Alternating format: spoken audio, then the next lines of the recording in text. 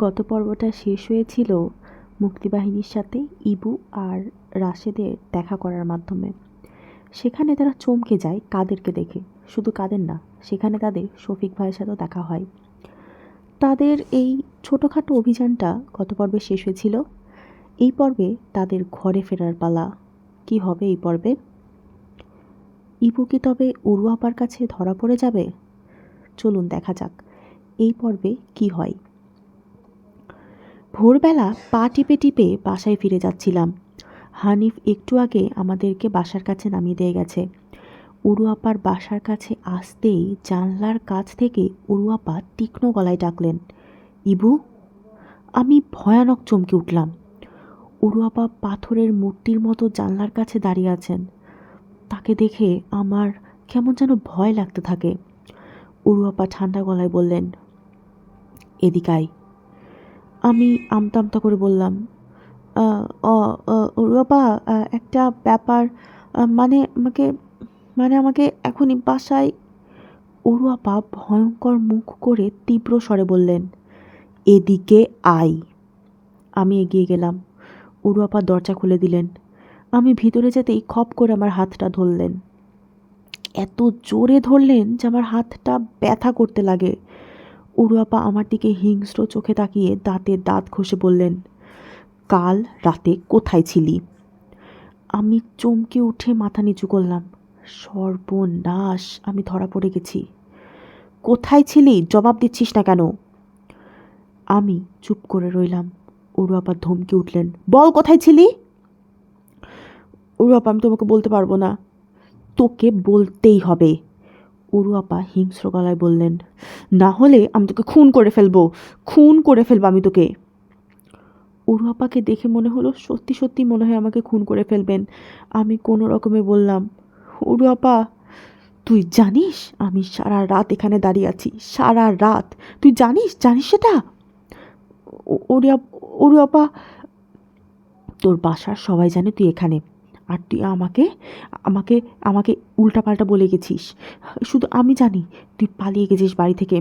কোথায় ছিলি? কোথায় ছিলি কাল রাতে বল? উরু আপা, আমি তোমাকে বলতে পারবো না। বলতেই হবে। উরু আপা আমার হাতে ধরে এত জোরে চাপ দিলেন যে ব্যথায় আমার চোখে পানি চলে আসলো। ভয়ঙ্কর চেহারা করে বললেন, তোকে বলতেই হবে, বলতেই হবে। তুই ষড়যন্ত্রে আমাকে ব্যবহার করেছিস, এখন আমাকে বলতেই হবে তোকে। উরু আপা, বলতেই হবে, বলতেই হবে। কোথায় ছিলিস তুই কাল রাতে? উরু আপা, আমি বলতে পারবো না। উরু আপা আমাকে ছেড়ে দিলেন। বুকে ধাক্কা দিয়ে বললেন, যা, চলে যা। আর কোনো দিন তুই আমার সামনে আসবি না, কোনো দিনও না। বের হয়ে যা তুই। উরু আপা কখনো আমার সাথে এত কঠিন গলায় কথা বলেননি। আমার চোখে হঠাৎ পানি চলে এলো, কিন্তু আমি কিছুতেই উরু আপাকে সত্যি কথাটা বলতে পারবো না। আসার আগে আমি আর রাশেদ কাজল ভাইয়ের গা ছুঁয়ে দেশের নামে প্রতিজ্ঞা করে এসেছি। আমি মাথা নিচু করে চেষ্টা করতে লাগলাম চোখের পানিটা লুকিয়ে রাখতে। উরু আপা দরজা খুলে বললেন, যা, বের হয়ে যা, এই মুহূর্তে তুই বের হয়ে যা। আমি পকেট থেকে একটা কাগজ বের করে উরু আপার হাতে দিলাম। উরু আপা জিজ্ঞাসা করলেন, কি এটা? তোমার চিঠি উরু আপা, শফিক ভাই দিয়েছে। শফিক? উরু আপা চমকে উঠলেন। শফিক ফিরে এসেছে? দেখা হয়েছে তোর সাথে? আমি তোমাকে বলতে পারবো না উরু আপা, আমি দেশের নামে প্রতিজ্ঞা করেছি। তুই তুই মুক্তিবাহিনীর সাথে যোগাযোগ করেছিস? আমি মাথা নিচু করে রইলাম। উরু আপা নিচু হয়ে আমার কাছে এসে আমাকে বুকে চেপে ধরে ভাঙা গলায় বললেন, তুই এইটুকুনি একটা ছেলে, তোর ঘুড়ি ওড়ানোর কথা, মাঠে খেলার কথা, আর তুই কিনা মুক্তিবাহিনীর সাথে কাজ করছিস নিজের প্রাণটা হাতে নিয়ে। তুই, তোর মতো একটা বাচ্চা ছেলে, এইটুকু একটা বাচ্চা ছেলে। উরু আপা আমাকে শক্ত করে ধরে হাউমাউ করে কাঁদতে লাগলেন। উরু আপা যদিও টের পেয়েছিলেন আমি বাসা থেকে পালিয়ে অন্য কোথাও রাত কাটিয়ে এসেছি, তিনি কাউকে সেটা বলেননি।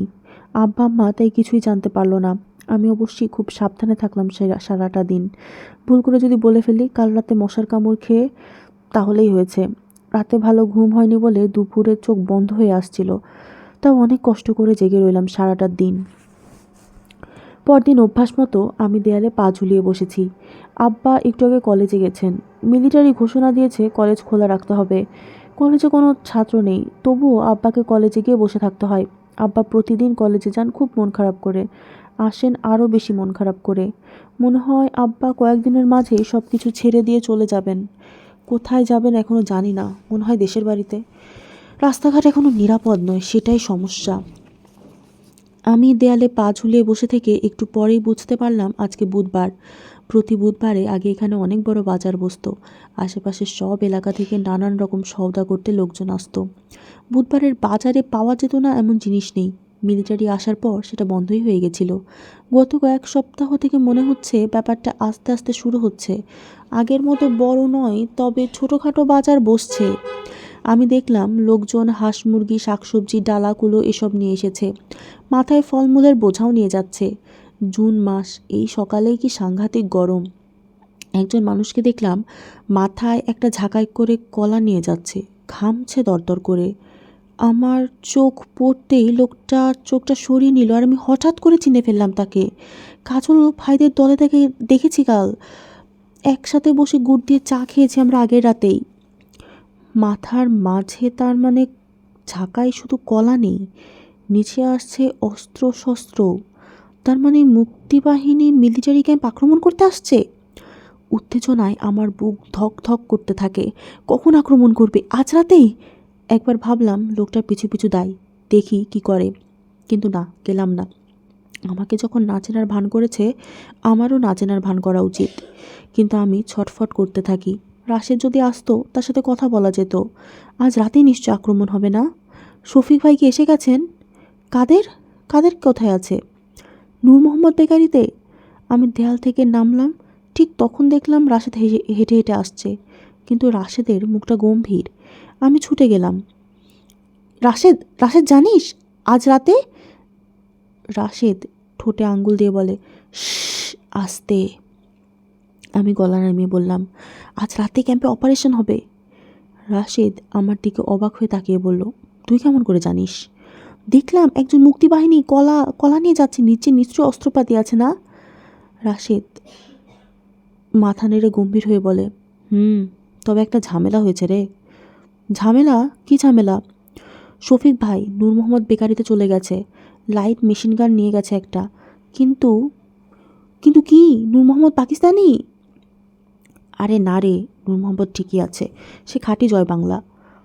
তাহলে? শফিক ভাই বেশি গুলি নিতে পারেন নাই রে, কমপক্ষে 1 ঘন্টার মতো গুলি থাকা দরকার। শফিক ভাইয়ের কাছে আছে মাত্র 10 মিনিটের মতো। তাহলে আরও গুলি পৌঁছে দেয় না কেন? আরে পারছে না, স্কুলের কাছে বড় কড়া পাহারা বসেছে, 2টা রাজাকার চেকপোস্ট, একটাতে আবার কয়েকটা পাকিস্তানি মিলিটারিও বসে আছে, সব কিছু খুলে খুলে দেখে। তাহলে অন্য সব কিছু রেডি। শফিক ভাইয়ের কাছে গুলি পৌঁছানো না গেলে মনে হয় প্রোগ্রামটা ক্যান্সেল করে দিতে হবে। অপারেশনটা নির্ভর করছে ছাদের বাঙ্কারটা আটকে রাখার উপরেই। তাহলে? এখনও চেষ্টা করা হচ্ছে, কিন্তু খুব ডেঞ্জারাস অবস্থা। রাশেদ খানিকক্ষণ চুপ করে থেকে বলে, আমি না একটা অন্য জিনিস ভাবছি। কি? আচ্ছা ভাব, আমরা যদি শফিক ভাইয়ের কাছে গুলিগুলো পৌঁছে দিই। আমরা? হ্যাঁ, ধর তুই আর আমি, ফজলু আশরাফ যদি রাজি হয় তাহলে আমরা 4 জন। আমরা কিভাবে? আরে শরীরে গুলির বেল্টগুলো বেঁধে উপরে শার্ট প্যান্ট পরে চলে যাব, আমরা ছোট বলে কেউ সন্দেহ করবে না। কি মনে হয়? ফজলু আর আশরাফ কি রাজি হবে?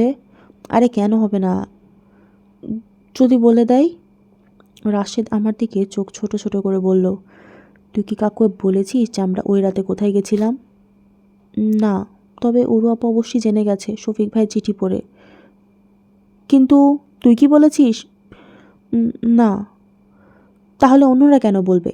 তুই কি মনে করিস শুধু তোর দায়িত্ব জ্ঞান আছে, অন্যদের নাই? তুই একাই ভালো, অন্য মানুষ খারাপ, শুধু তোর মাথাতে বুদ্ধি আছে, অন্যরা বোকা, এসব মনে করিস তুই? আরে না রে, আমি কি তাই বলছি নাকি? তাহলে কি বলতে চাচ্ছিস তুই? বলছি যে হাজার হলেও ছোট মানুষ। ছোট হয়েছে তো কি হয়েছে? বড় মানুষরা মনে করে আমরা ছোট বলে আমরা কিছুই বুঝি না। তুইও জানিস, আমিও জানি, কিন্তু সেটা তো ঠিক না। আমরা সবই বুঝি। অনেক সময় ভান করি যে বুঝি না, আসলে বুঝি, সবই ঠিকই বুঝি। হ্যাঁ, তা ঠিক। এখন এমন একটা সময় যেটা আগে কখনো হয়নি। রাশেদ একদম বড় মানুষের মতো করে বলে, এরকম সময় কি করতে হবে বড়রাও জানে না যে আমাদেরকে বলবে। এখন আমাদের নিজেদেরকেই ঠিক করতে হবে আমরা কি করব, বুঝতে পেরেছিস? বুঝেছি। তাহলে চল। কোথায়? ফজলু আর আশরাফকে ডেকে আনি। প্রথমে ফজলুর বাসায় গিয়ে তাকে ডেকে আনলাম। আমাদের দেখে খুশি হয়ে বাসা থেকে বের হয়ে এলো। বলল, ভালোই হলো তোরা এসেছিস। কেন? আরে বসে থেকে লুডো খেলতে খেলতে একবারে ভ্যান্দা মারা হয়ে যাচ্ছি। আর শিউলিটা যা চোর, মইয়ের কাছে এলেই চোরটামি করে মই বেয়ে উঠে যায়, আবার যখন সাপের কাছে আসে। রাশেদ মেঘস্বরে বলল, তুই সাপ লুডো খেলছিস? হ্যাঁ, খেললে কি হয়? দেশের এই অবস্থা, আমাদের এত কাজ। কাজ? কি কাজ? মনে কর মুক্তিবাহিনী মিলিটারির সাথে যুদ্ধ করবে, সেজন্য তোদের সাহায্য দরকার, তুই কি করবি? মুহূর্তে ফজলুর চোখ গোল আলুর মতো হয়ে যায়। তোতলাতে তোতলাতে বলে, সত্যি? সত্যি? খোদার কসম? হ্যাঁ, করবি সাহায্য? ফজলু নাক দিয়ে বড় বড় নিঃশ্বাস নিয়ে বলে, 100 বার করবো। কি বলিস তুই? করবো না মানে? কি করতে হবে বল, কি এক্ষুনি করছি। আস্তে বাবা, আস্তে আস্তে, সব বলবো। কিন্তু জানিস তো এটা কাউকে বলতে পারবি না। কাউকে না, মরে গেলেও না। আর আমি যদি বলি মরে গেলেও না, তার মানে আসলেই মরে গেলেও না। তুই রাজাকারদের হাতে ধরা পড়তে পারিস, মিলিটারির হাতে ধরা পড়তে পারিস। তারা বেয়নেট দিয়ে খুঁচিয়ে খুঁচিয়ে তোকে মেরে ফেলতে পারে, নদীর তীরে দাঁড়া করিয়ে গুলি করে মেরে ফেলতে পারে, কিন্তু তবু কাউকে বলতে পারবি না। খোদার কসম বলবো না, আল্লাহর কসম কাউকে বলবো না। রাশেদ আমার দিকে তাকিয়ে বলল, বলেছিলাম না সবাই সাহায্য করবে। ফজলু বলল, এখন বল কী করতে হবে?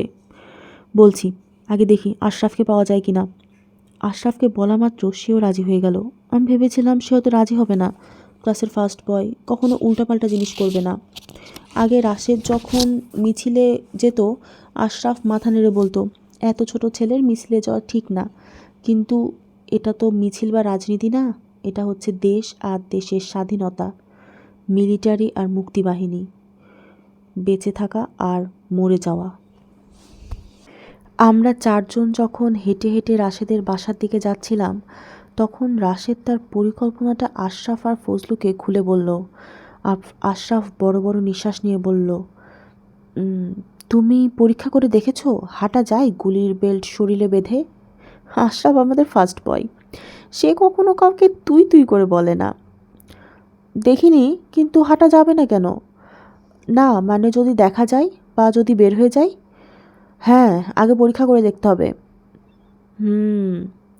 আশরাফ চিন্তিত মুখে বলল, চিকন দড়ি না হয় সুতলি দিয়ে ভালো করে শরীরের সাথে বেঁধে নিতে হবে। হ্যাঁ, সুতলি আছে তোমার বাসায়? রাশেদ মাথা চুলকে বলে, খুঁজলে মনে হয় পাওয়া যাবে। আশরাফ মাথা নেড়ে বলে, পাওয়া না গেলে কিনে নেব যাওয়ার সময়, আমার কাছে পয়সা আছে। আশরাফ আমাদের কাছে ফার্স্ট বয়, সে কখনো কাউকে তুই করে বলে না এবং সবসময় তার কাছে পয়সা থাকে। ফজলু যখন বলল, আমরা যখন যাব তখন হাতে একটা বল নিলে কেমন হয়, মনে হবে আমরা খেলতে যাচ্ছি। আশরাফ উজ্জ্বল হয়ে বলল, গুড আইডিয়া। বল আছে তোমার বাসায়? না, আমার বাসায় আছে, দাঁড়াও আমি এক দৌড়ে বলটা নিয়ে আসি। রাশেদের বাসা অনেক দূরে এবং আমাদের পৌঁছাতে বেশ খানিকটা টাইম লাগলো। বাসার দরজায় একটা তালা মারা। রাশেদ তার কোমরে বাঁধা একটা চাবি দিয়ে দরজা খুলে ভেতরে ঢুকে। আমি জিজ্ঞাসা করলাম, বাসায় কেউ নাই? কে থাকবে আবার? বাসায় কে থাকবে এটা আবার কেমন প্রশ্ন? বাবা থাকবে, মা থাকবে, ভাই থাকবে, বোন থাকবে।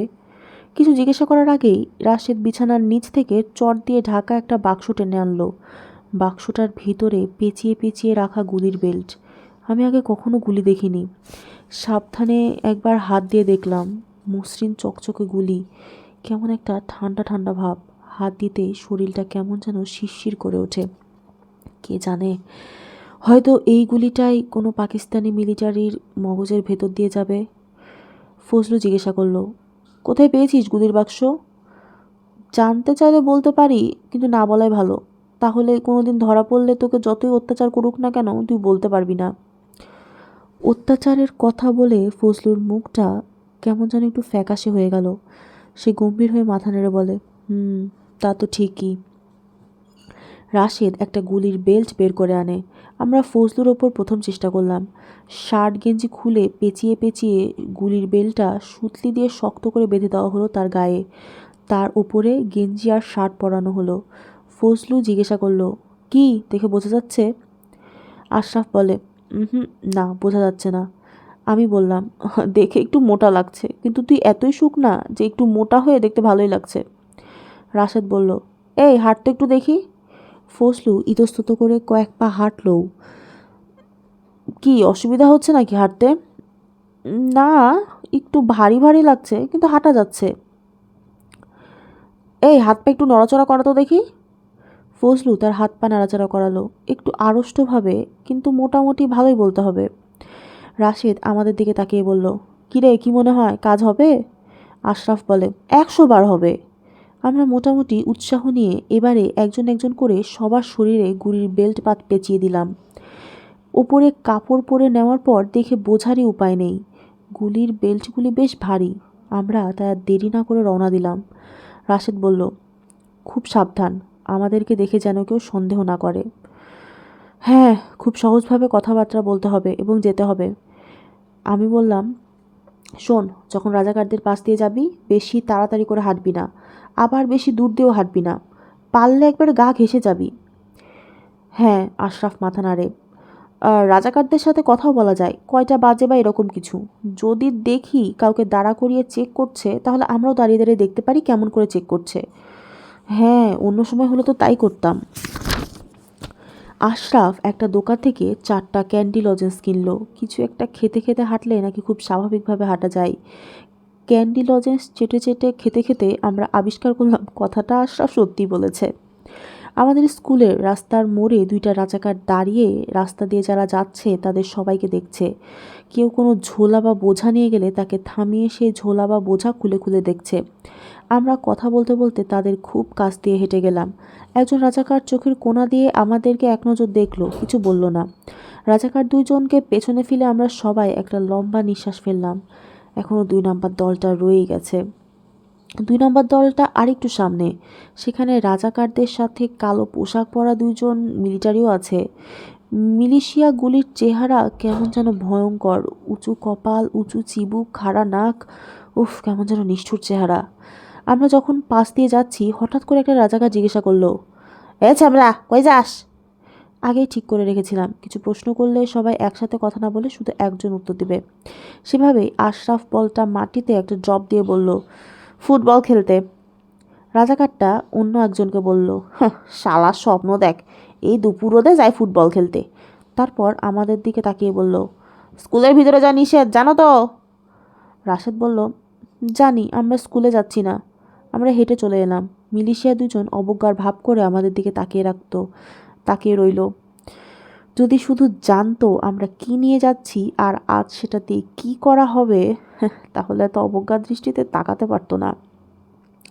স্কুলের সামনেই নূর মোহাম্মদের বেকারি। রাশেদ চাপা গলায় বলল, আস্তে আস্তে ঢোক, কোনো তাড়াহুড়া নেই। ভিতরে নূর মোহাম্মদ ক্যাশ রেজিস্টারের সামনে বসে আছে।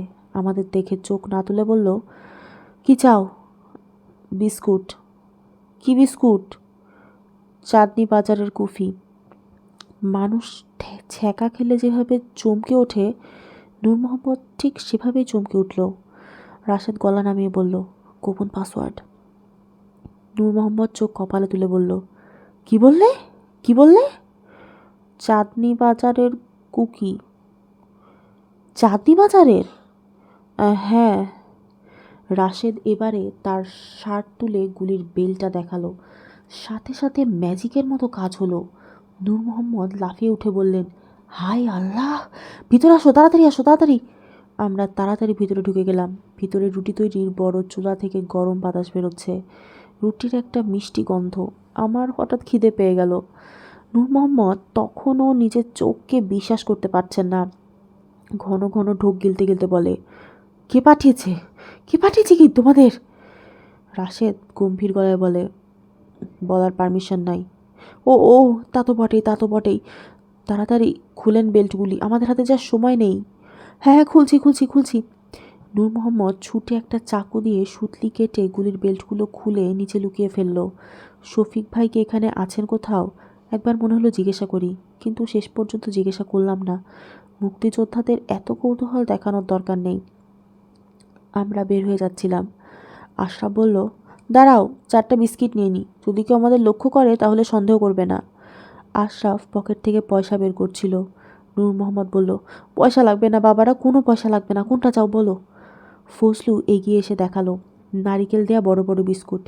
নূর মোহাম্মদ বয়ামে হাত ঢুকিয়ে বিস্কুট বের করে আমাদের হাতে ধরিয়ে দিলেন। আমরা বিস্কুট খেতে খেতে বেকারি থেকে বের হলাম। কেউ আমাদের লক্ষ্য করছে না, তবুও আমরা ঝুঁকে নিলাম না, সামনে হেঁটে গেলাম। অন্য পাশে আবার রাজাকারের কড়া পাহারা, কিন্তু এখন তো আর কোনো ভয় নেই। আমরা অন্য রাস্তা ঘুরে রাশেদের বাসায় এসে আবার শরীরে গুলির বেল্টগুলো নিয়ে রওনা দিলাম। রওনা দেওয়ার আগে শরীরে একটু কাদা মাখিয়ে নিলাম, যেন দেখে মনে হয় ফুটবল খেলাটা বেশ হচ্ছে। আমরা এবার উল্টো দিক দিয়ে হেঁটে গেলাম। ভাবখানা ফুটবল খেলতে গিয়ে এখন ফুটবল নিয়ে ফিরে আসছি। রাজাকারগুলো আমাদেরকে মনে রেখেছে কিনা কে জানে, রাখলেও ক্ষতি নেই, আমাদেরকে কোনো সন্দেহ করবে না। প্রথমবার যেরকম ভয় ভয় লাগছিল, এবার ওরকম ভয় লাগলো না।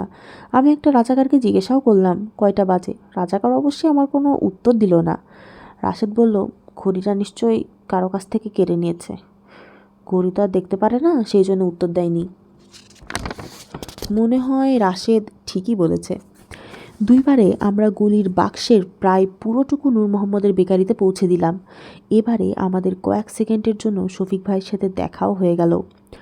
মুক্তিযোদ্ধা বলেই চোখের সামনে যেরকম একটা ছবি ফুটে ওঠে, ঠিক সেরকম লাগছিল না শফিক ভাইকে। ছোটোখাটো একটা লুঙ্গি পরে আছেন, খালি পা, গলা থেকে লাল একটা গামছা ঝুলছে। আমাদের দেখে চোখ মুটকে বললেন, তোমরা তো দেখি বাঘের বাচ্চা। আমরা কথা না বলে একটু হাসলাম। তখন শফিক ভাই এগিয়ে এসে একজন একজন করে আমাদের সবাইকে বুকে জড়িয়ে ধরলেন। যে দেশে এরকম বাঘের বাচ্চা থাকে, সে দেশ যদি স্বাধীন না হয় তাহলে কোন দেশ স্বাধীন হবে? আমরা যখন চলে আসছিলাম তখন চাপা গলায় বললেন, মনে থাকবে তো, এটা কিন্তু একটা টপ সিক্রেট। আমরা বললাম, মনে থাকবে। বাসায় ফিরে যেতে যেতে আমরা বুঝতে পারলাম আজ কপালে দুঃখ আছে, কারো বকুনি অথবা কারো পিটুনি। আমরা নিজেদেরকে সান্ত্বনা দিলাম, একটু বকুনি খেলে কি হয়, দেশের জন্য তো কেউ কেউ গুলিও খাচ্ছে। বাসায় যত বকুনি খাওয়ার কথা ছিল ততটা অবশ্য খেলাম না। দুপুর রোদে কাদা মেখে ফুটবল খেলে এসেছি শুনে আব্বা কেমন যেন একটা হাল ছেড়ে দেওয়ার ভঙ্গি করলেন। আমি যখন হাত পা ধুয়ে পরিষ্কার হচ্ছি তখন শুনলাম আব্বা আম্মা খুব গম্ভীর গলায় কথা বলছেন। আম্মা বললেন, এতদিনের সংসার, আগে মানুষ তারপর সংসার, যদি বেঁচে থাকি আবার সব হবে। হ্যাঁ, তাও ঠিক, এভাবে আর থাকা যাচ্ছে না। শিকদার সাহেবকে সেদিন কি করলো ভাবাই যায় না, কোন দিন বা আমাকে করবে। আব্বা আর চোখে আমার দিকে তাকিয়ে থেমে গেলেন। আমি জিজ্ঞাসা করলাম, কি করবে আব্বা? কিছু না। আম্মা বললেন, তাহলে সেই ভালো, বাসায় এভাবেই থাক, একটা সুযোগ যখন পাওয়া গেছে চলে যাওয়াই ভালো। আমি জিজ্ঞাসা করলাম, কি সুযোগ আম্মা? আব্বা বললেন, গ্রামের বাড়ি যাবার সুযোগ। ফরহাদ সাহেবরা যাচ্ছেন, তাদের সাথে যাব। তাদের গ্রামের বাড়িতে কয়েকদিন থেকে তারপর রওনা দেব। আজকাল আবার নাকি বাসও যাচ্ছে। ফরহাদ সাহেব মানে অরু আপার আব্বা? হ্যাঁ, কাউকে বলিস না। না, বলবো না। আমাকে না বললেও আমি কাউকে বলতাম না। এখন কখনো কাউকে কিছুই বলতে হয় না, সব কিছু গোপন রাখতে হয়। আজ রাতে যে ভয়ঙ্কর একটা যুদ্ধ হবে, সেটাও আমি যেরকম গোপন রেখেছি ঠিক সেরকম।